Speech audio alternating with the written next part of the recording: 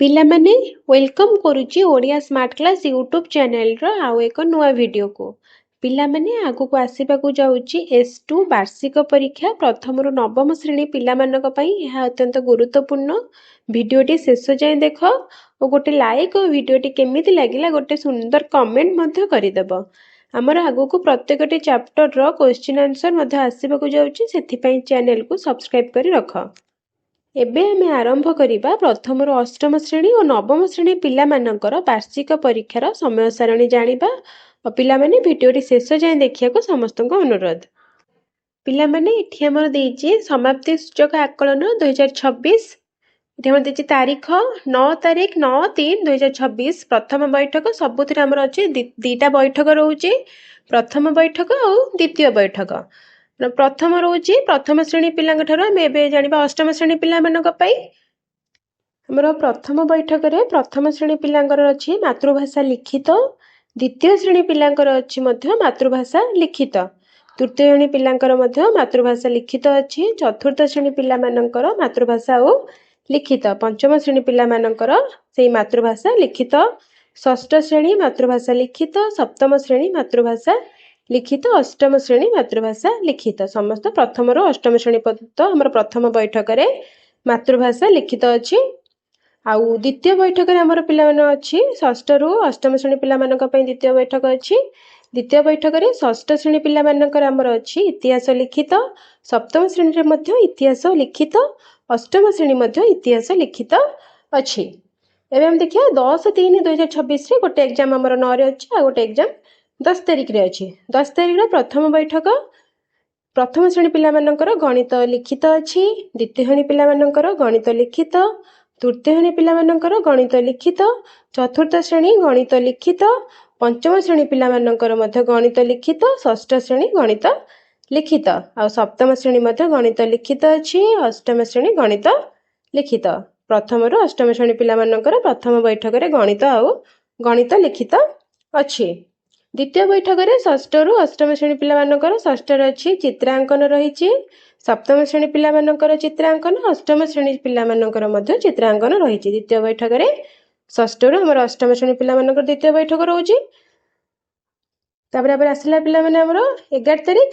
11 ତାରିଖର ପ୍ରଥମ ବୈଠକରେ ପ୍ରଥମ ଶ୍ରେଣୀ ପିଲାମାନଙ୍କର ଅଛି ପରିବେଶ ଲିଖିତ, ଦ୍ୱିତୀୟ ଶ୍ରେଣୀ ପିଲାମାନଙ୍କର ପରିବେଶ ଲିଖିତ, ତୃତୀୟ ଶ୍ରେଣୀ ପିଲାମାନଙ୍କର ଅଛି ପରିବେଶ ସାମାଜିକ ପାଠ ଓ ବିଜ୍ଞାନ ଲିଖିତ, ଚତୁର୍ଥ ଶ୍ରେଣୀ ପିଲାମାନଙ୍କର ପରିବେଶ ସାମାଜିକ ପାଠ ଓ ବିଜ୍ଞାନ ଲିଖିତ, ପଞ୍ଚମ ଶ୍ରେଣୀ ପିଲାମାନଙ୍କର ସାମାଜିକ ପାଠ ଓ ବିଜ୍ଞାନ ଲିଖିତ, ଷଷ୍ଠ ଶ୍ରେଣୀ ପିଲାମାନଙ୍କର ବିଜ୍ଞାନ ଲିଖିତ, ସପ୍ତମ ଶ୍ରେଣୀ ପିଲାମାନଙ୍କର ବିଜ୍ଞାନ ଲିଖିତ, ଅଷ୍ଟମ ଶ୍ରେଣୀ ପିଲାମାନଙ୍କର ବିଜ୍ଞାନ ଲିଖିତ ରହିଛି। ଆମର ଦ୍ୱିତୀୟ ବୈଠକରେ ଷଷ୍ଠ ଶ୍ରେଣୀ ପିଲାମାନଙ୍କର ଅଛି ସଂସ୍କୃତ ପାର୍ସି ଲିଖିତ, ସପ୍ତମ ଶ୍ରେଣୀ ପିଲାମାନଙ୍କର ମଧ୍ୟ ସେଇ ସଂସ୍କୃତ ଅଛି ଲିଖିତ। ଗୁରୁବାର ଦିନ ଆମର ପିଲାମାନେ ଅଛି 12 ତାରିଖ 12/3/2026। ପ୍ରଥମ ବୈଠକରେ ପ୍ରଥମ ଶ୍ରେଣୀ ପିଲାମାନଙ୍କର ଅଛି ଚିତ୍ରାଙ୍କନ, ଦ୍ୱିତୀୟ ଶ୍ରେଣୀ ପିଲାମାନଙ୍କର ଚିତ୍ରାଙ୍କନ, ତୃତୀୟ ଶ୍ରେଣୀ ପିଲାମାନଙ୍କର ଚିତ୍ରାଙ୍କନ, ଚତୁର୍ଥ ଶ୍ରେଣୀ ପିଲାମାନଙ୍କର ମଧ୍ୟ ଚିତ୍ରାଙ୍କନ ରହିଛି, ପଞ୍ଚମ ଶ୍ରେଣୀ ପିଲାମାନଙ୍କର ଚିତ୍ରାଙ୍କନ ରହିଛି, ଷଷ୍ଠ ଶ୍ରେଣୀ ପିଲାମାନଙ୍କର ରହିଛି ଭୂଗୋଳ ଲିଖିତ, ସପ୍ତମ ଶ୍ରେଣୀ ପିଲାମାନଙ୍କର ରହିଛି ଭୂଗୋଳ ଲିଖିତ, ଅଷ୍ଟମ ଶ୍ରେଣୀ ପିଲାମାନଙ୍କର ମଧ୍ୟ ରହିଛି ଭୂଗୋଳ ଲିଖିତ। ଆମର ତାପରେ ଆସିଲା ପିଲାମାନେ ଆମର 13 ତାରିଖ 13/3/2026। ପ୍ରଥମ ଦ୍ୱିତୀୟରେ ଆଉ ଏକ୍ଜାମ୍ ନାହିଁ। ତୃତୀୟ ଶ୍ରେଣୀ ଏକ୍ଜାମ୍ ଅଛି ଇଂରାଜୀ ଲିଖିତ, ଚତୁର୍ଥ ଶ୍ରେଣୀ ପିଲାମାନଙ୍କର ଇଂରାଜୀ ଲିଖିତ, ପଞ୍ଚମ ଶ୍ରେଣୀ ପିଲାମାନଙ୍କର ଇଂରାଜୀ ଲିଖିତ, ଷଷ୍ଠ ଶ୍ରେଣୀ ପିଲାମାନଙ୍କର ଇଂରାଜୀ ଲିଖିତ, ସପ୍ତମ ଶ୍ରେଣୀ ପିଲାମାନଙ୍କର ଇଂରାଜୀ ଲିଖିତ, ଅଷ୍ଟମ ଶ୍ରେଣୀ ପିଲାମାନଙ୍କର ମଧ୍ୟ ଇଂରାଜୀ ଲିଖିତ।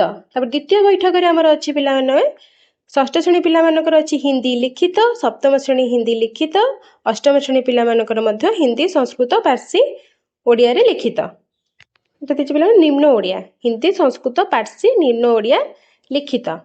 ଏଠି ପିଲାମାନେ ମନେ ରଖିବ, ଏଇଟା ଇମ୍ପୋର୍ଟାଣ୍ଟ ନୋଟିସ୍ଟା। ଆମର ଯେଉଁ ପ୍ରଥମରୁ ପଞ୍ଚମ ଶ୍ରେଣୀ ପିଲାମାନଙ୍କର ଯେଉଁ ଆମର କ'ଣ ସମୟ ସାରଣୀ ରହିଛି ସେଟା ଆମର 1.5 ଘଣ୍ଟା ଯାଏଁ ହେବ। ଅର୍ଥାତ୍ ପ୍ରଥମ ବୈଠକ ଆମର ରହୁଛି 7ଟାରୁ 8:30। ପ୍ରଥମରୁ ଯେଉଁ ପଞ୍ଚମ ଶ୍ରେଣୀ ପିଲାମାନେ ଆମର ପରୀକ୍ଷା ଦେବେ ସେଟା ଆମର 1.5 ଘଣ୍ଟାର ସମୟ ରହୁଛି, 7ଟାରୁ 8:30 ଯାଏଁ ହେବ।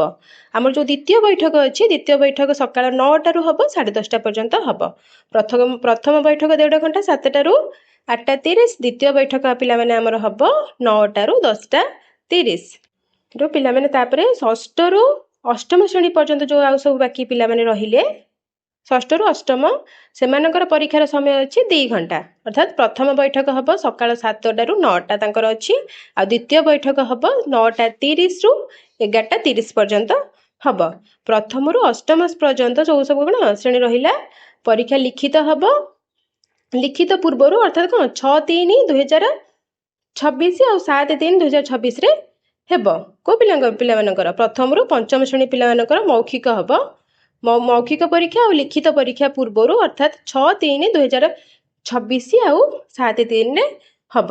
ଆମର ପରୀକ୍ଷାର ସମୟ ଅଛି ପିଲାମାନେ କଣ ଏଠି ଆମର ରହିଗଲା ତୃତୀୟରୁ ପଞ୍ଚମ ଶ୍ରେଣୀ ଯୋଉ ବାକି ମଝିରେ ଯୋଉ ପିଲା ରହିଲେ ତାଙ୍କର ସାମାଜିକ ପାଠ ପାଇଁ ସମସ୍ତ କଣ 45 ମିନିଟ୍ ଓ ବିଜ୍ଞାନ ପାଇଁ ସମୟ କଣ 45 ମିନିଟ୍ ଲେଖାଏଁ ପରୀକ୍ଷା ସମୟ ରହିବ ତୃତୀୟରୁ ପଞ୍ଚମ ଶ୍ରେଣୀ ପିଲାମାନଙ୍କ ପାଇଁ। ଆଉ ବାକି ଆମର ଯୋଉ କଣ ପ୍ରଥମରୁ ପଞ୍ଚମ ଶ୍ରେଣୀ ପିଲାମାନେ ରହିଲେ ତାଙ୍କର ମୌଖିକ ପରୀକ୍ଷାଟା ଲିଖିତ ପରୀକ୍ଷାର ପୂର୍ବରୁ ହବ। ସେଟା କେବେ ହବ 6/3/2026 ଆଉ 7/3/2026ରେ ହବ। ପିଲାମାନେ ଏଠି ଆମର ସରିଗଲା ପ୍ରଥମରୁ ଅଷ୍ଟମ ଶ୍ରେଣୀ ପିଲାମାନଙ୍କର ପରୀକ୍ଷାର ସମୟ ସାରଣୀ। ଏବେ ଆମେ ଜାଣିବା କ୍ଲାସ୍ 9 ନବମ ଶ୍ରେଣୀ ପିଲାମାନଙ୍କର ପରୀକ୍ଷା।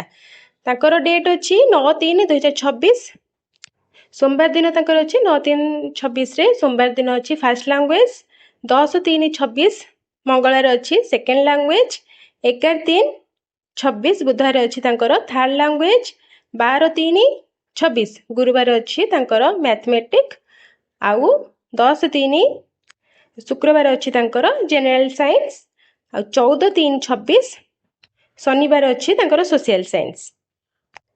ପିଲାମାନେ ଭଲ ଭାବରେ ଏଠି ତମେ କ୍ଲିୟର ହେଇଯାଇଥିବ ଆମର କେତେଟାରୁ କେତେଟା କୋଉ ଏକ୍ଜାମ ରହିଛି ପିଲାମାନେ ମନ ଦେଇ ପଢିକି ଏକ୍ଜାମକୁ ଯିବ ଆଉ ରେଜଲ୍ଟ ଯେମିତି ଭଲ ଆସିବ। ଆଉ ଭିଡ଼ିଓରେ ଯେତେ ସମ୍ଭବ ଲାଇକ୍ ଆଉ ସେୟାର କରିଦେବ।